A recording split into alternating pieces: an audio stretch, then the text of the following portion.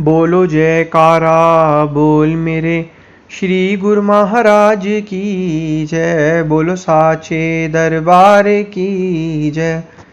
अपना ध्यान सम्मुख विराजमान श्री परमहंस महान विभूतियों की ओर लगाते हुए और अपनी मुख रचना को पवित्र करने हेतु एक बार ऊंची और मीठे स्वर में बोलिए जयकारा बोल मेरे श्री गुरु महाराज की जय। बोलो साचे दरबार की जय। बोलो श्री सतगुरुदेव भगवान की जय। गुरुमुखो, आज इस दुनिया में जो सच्चे भगत हैं वो परमात्मा को पाना चाहते हैं, परमात्मा के दर्शन दीदार करना चाहते हैं, परमात्मा से मिलना चाहते हैं। अब परमात्मा से कैसे मिला जाए? कहते हैं भगवान तो भाव के भूखे होते हैं। परमात्मा से मिलने के लिए भगत को हमेशा सरल होना पड़ता है। एक बार की बात है, एक संत एक सेठ के पास आए। सेठ ने उनकी बड़ी सेवा की। उनकी सेवा से प्रसन्न होकर संत ने कहा, अगर आप चाहें तो आपको भगवान से मिलवा दूं। सेठ ने कहा, महाराज मैं भगवान से मिलना तो चाहता हूं, पर अभी मेरा बेटा छोटा है, वह कुछ बड़ा हो जाए तब मैं चलूंगा। बहुत समय के बाद संत फिर आए। बोले, अब तो आपका बेटा बड़ा हो गया है, अब चलें। सेठ ने कहा, महाराज उसकी सगाई हो गई है, उसका विवाह जाता, घर में बहू आ जाती, तब मैं चल पड़ता। संत 3 साल बाद फिर आए। बहू आंगन में घूम रही थी। संत बोले, सेठ जी अब चलें। सेठ, महाराज मेरी बहू को बालक होने वाला है, मेरे मन में कामना रह जाएगी कि मैंने पोते का मुंह नहीं देखा। एक बार पोता हो जाए तब चलेंगे। संत पुनः आए। तब तक सेठ की मृत्यु हो चुकी थी। ध्यान लगाकर देखा तो वह सेठ बैल बना सामान ढो रहा था। संत बैल के कान में बोले, अब तो आप बैल हो गए, अब भी भगवान से मिल लें। सेठ, मैं इस दुकान का बहुत काम कर देता हूँ, मैं ना रहूँगा तो मेरा लड़का कोई और बैल रखेगा, वह खाएगा ज़्यादा और काम कम करेगा, इसका नुकसान हो जाएगा। संत फिर आए। तब तक बैल भी मर गया था। देखा कि वह कुत्ता बनकर दरवाजे पर बैठा था। संत ने कुत्ते से कहा, अब तो आप कुत्ता हो गए, अब तो भगवान से मिलने चलो।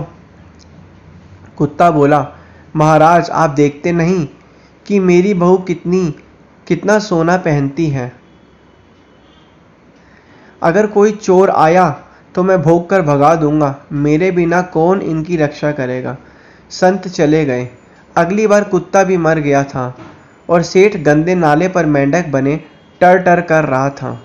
संत को बड़ी दया आई। बोले, सेठ जी अब तो आपकी दुर्गति हो गई, और कितना गिरोगे, अब भी चल पड़ो। मेंढक क्रोध से बोला, अरे महाराज मैं यहाँ बैठकर अपने नाती पोतों को देखकर प्रसन्न हो जाता हूँ, और भी तो लोग हैं दुनिया में, आपको मैं ही मिला हूँ भगवान से मिलवाने के लिए। जाओ महाराज किसी और को ले जाओ, मुझे माफ़ करो। संत तो कृपालु हैं, बार बार प्रयास करते हैं, पर उस सेठ की ही तरह दुनिया वाले भगवान से मिलने की बात तो बहुत करते हैं, पर मिलना नहीं चाहते। तो इसी तरीके से गुरुमुखों, तात्पर्य यह है कि हर एक इंसान चाहता तो है मैं भगवान से मिलूं। क्या सच में वो भगवान से मिलना चाहता है? क्या सच में उसके द्वारा जो किए गए कर्म है, प्रयास हैं, वो भगवान से मिलने के लायक है भी या नहीं है? हर एक मनुष्य कहता है तो है मैं रोज पाठ पूजा करता हूँ, भक्ति करता हूँ, ये करता हूँ, वो करता हूँ। क्या असल में वो चीज़ वो कर रहा है? अंदर से उसकी इच्छा है परमात्मा को प्राप्त करने की, उस आत्मिक आनंद और शांति को प्राप्त करने की, उस परमात्मा के, परमपिता परमात्मा के, जिन्होंने हमें ये मानुष जन्म, जो अनमोल जन्म दिया है, उसके दर्शन दीदार करने की। तो इसलिए गुरुमुखों, कहना तो आसान है और करना बहुत मुश्किल होता है। लेकिन यह जो चीज़ें, परमात्मा के दर्शन, सतगुरु श्री सतगुरुदेव महाराज जी का दर्शन दीदार पाने की एक उत्साह यह सिर्फ गुरुमुखों में तो होती है, लेकिन गुरुमुखों में से भी सिर्फ कुछ ही गुरुमुखों के अंदर होती है। जिस तरीके से एक इंसान चाहता है कि मैं मेहनत करके आगे से आगे बढ़ूं, दुनिया में मेरा नाम हो, उसके अंदर एक इच्छा शक्ति होती है। वो इच्छा शक्ति ही उससे कर्म करवाती है। तभी जो मनुष्य है वो आगे से आगे बढ़कर कार्य करता है। इसी प्रकार जो संत महापुरुष हैं, जो गुरुमुख जन है, जो चाहता है कि मुझे आत्म कल्याण करना है, भक्ति परमार्थ के कार्य में लगना है, उसका जो वो चाहते हैं, तो उनमें से कुछ ही लोग जो हैं जो चाहते हैं कि मुझे भक्ति परमार्थ का काम करना है, वही आगे से आगे बढ़कर भक्ति परमार्थ के कार्य पे अग्रसर रहते हैं। और तभी संसार में तो उनका नाम होता ही होता है और आध्यात्मिक मार्ग पर भी उनका नाम होता है। तो इसलिए गुरुमुखों, समय बहुत बीतता जा रहा है। आज सन 2021 आ चुका है।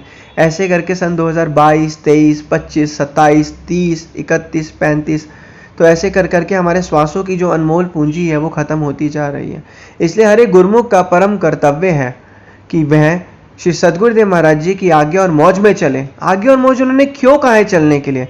आज्ञा और मौज उन्होंने इसलिए कहा है चलने के लिए क्योंकि जो मन है ये हमारा भविष्य और वर्तमान और भविष्य काल और भूतकाल में जीता रहता है। हम जो चीज जी रहे हैं हम उसको आनंद नहीं कर रहे हैं, हम आगे की आने वाली इच्छाओं के बारे में सोच रहे हैं, ये भी मिल जाए वो भी मिल जाए।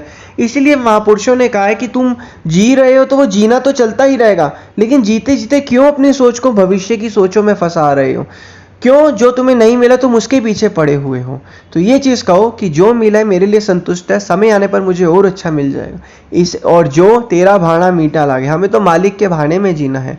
तो जो श्री सद्गुरुदेव महाराज जी ने हमें दिया है हमें उसमें खुश रहना है, और आगे जो भी वो देंगे हमें उसमें भी खुश रहना है। क्योंकि महापुरुष त्रिकालदर्शी होते हैं, वह जीव के सच्चे हितैषी होते हैं। वे जानते हैं कि जीव के लिए सही चीज़ सही, गलत चीज़ क्या है। इसलिए हमें अपने महापुरुषों पर विश्वास रखना है और उनकी आज्ञा और मौज में चलकर हम श्री सद्गुरुदेव महाराज जी की प्रसन्नता को प्राप्त कर पाएंगे।